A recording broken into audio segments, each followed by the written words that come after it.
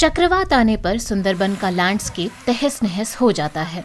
ये वेग भरी नदियों वाला विशाल मैदानी इलाका है। बंगाल की खाड़ी से लगी कोस्ट लाइन से चक्रवात टकराते ही रहते हैं। बीती रात भी तूफान पूरे जोरों पर था। कल मुझे लगा कि मेरा घर तो इन तेज हवाओं में गिर जाएगा। ये पॉलीथीन की चद्दरों से ढका है। हवा चद्दर से टकराती है तो लगता है घर उड़ जाएगा, लेकिन ऊपर वाले की दया है, कुछ नहीं हुआ। कमोबेश हर साल डेल्टा क्षेत्र पर साइक्लोन की मार पड़ती है। 2020 में अम्फान चक्रवात ने बड़ी तबाही मचाई। करीब 90 लोग मारे गए और 30 लाख मकान बर्बाद हो गए। हर तूफान के बाद फिर से घर बनाना हमेशा संभव नहीं होता, खासकर गरीब परिवारों के लिए। सलीम शेख का घर भी अम्फान से बुरी तरह नष्ट हो गया था। मेरी माँ का इलाज चल रहा था। उसके इलाज के लिए मुझे हर महीने 3-4 हजार रुपए देने पड़ते थे। बहुत कर्ज हो गया था। करीब 2.5 साल तक मेरी माँ सहती रही। अपने घर की मरम्मत कराना नामुमकिन था। अब मुक्ति नाम के एनजीओ की मदद से इस परिवार के लिए एक नया घर बनाया जा रहा है। ये एनजीओ उन लोगों की मदद करता है जो खुद अपना घर नहीं बना पाते। घर बांस, मिट्टी और घास से बने हैं और तूफानी हवाओं को झेलने लायक हैं। घर बनाने में 1,85,000 रुपए का खर्च आता है। तीखी ढलान वाले मकान चक्रवाती हवाओं को बेहतर ढंग से झेल जाते हैं।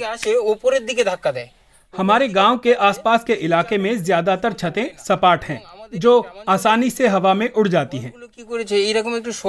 इस लिहाज से मुझे लगता है ये मकान ज्यादा टिकाऊ होंगे।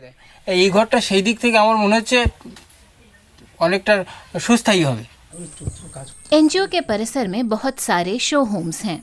यहाँ विजिटर देख सकते हैं कि स्थानीय सामग्रियों से बने मकान सबसे भीषण चक्रवातों को भी झेल सकते हैं। वजह है उनका डिजाइन। इनमें यह मकान सबसे ज्यादा ध्यान खींचता है, जो बाढ़ के पानी से बचने के लिए खंभों पर खड़ा है। छत ऐसी है कि हवा सीधे निकल जाए। लेकिन ये काफी एरोडायनेमिक भी है, क्योंकि हम ये दोहरे घुमाव बना रहे हैं और हमें एक सही ढलान रखनी है, क्योंकि यहाँ की छत वाटरप्रूफ नहीं है। इसीलिए हमें 15 इंच या 18 इंच की थैच रूफिंग बनानी पड़ी। थैचिंग तकनीक इंडोनेशिया की एक तकनीक से प्रेरित है।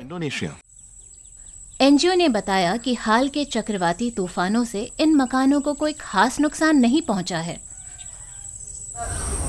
करीब 20 साल से फ्रांसीसी आर्किटेक्ट लॉरेन फोर्निए सुंदरबन डेल्टा में रहते और काम करते आए हैं। उनकी टीम ईंट और स्टील के इस्तेमाल से मकान बनाती है। साथ ही इस्तेमाल की जा रही पारंपरिक सामग्रियां भी इलाके से निकाली जा रही हैं। फिलहाल 350 बच्चों के लिए एक स्कूल बनाया जा रहा है। इनमें से एक बांस जैसा ये है, टूटने से पहले 3 टन का वजन सह सकता है, लेकिन अगर आप इसे 4 फुट से ज्यादा लंबा बनाएं तो ये झुक जाएगा। इस कॉलम में 20 बांस लगे हैं, तो ये कॉलम 60 टन वजन सह सकता है, लेकिन हर 4 फुट पर लगा स्टील रिंग बांस को कसकर बांधे रखता है। इस बीच जोगेशगंज गांव में नई दिल्ली की एक आर्किटेक्चर कंपनी ने कम्युनिटी शेल्टर बनाया है। 2 स्थानीय पार्टनर संगठन भी इसमें शामिल हैं।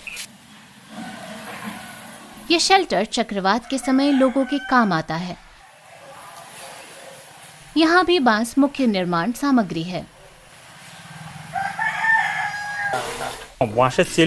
बांस के मजबूत चपटे तनों के टूटने की आशंका कम है, इसलिए ये घर सुरक्षित है। स्थानीय बंगालियों के अलावा जनजातीय समूहों के असहाय लोग ही यहाँ शरण लेते हैं। सुंदरबन में बांस काफी मात्रा में मिल जाता है। बेहतर डिजाइन और स्ट्रक्चरल इंजीनियरिंग के जरिए ज्यादा से ज्यादा घरों को सुरक्षित बनाया जा सकता है, क्योंकि सभी जानते हैं अगला चक्रवात भी जल्द आएगा।